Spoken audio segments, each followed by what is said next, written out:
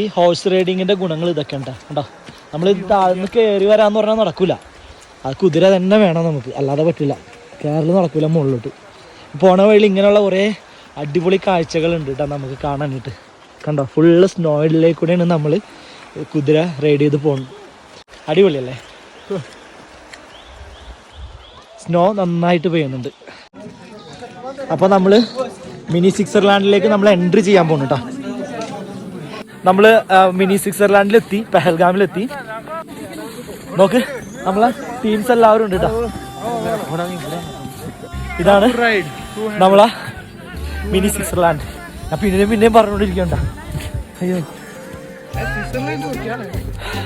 നല്ല സ്നോഫോളാണ് കേട്ടോ, ഹെവി സ്നോഫോള് കണ്ട. എൻ്റെ ബാക്ക്ഗ്രൗണ്ട് ഒന്നും കാണാൻ പറ്റുന്നില്ല, ഫുള്ള് സ്നോഫോളാണ്.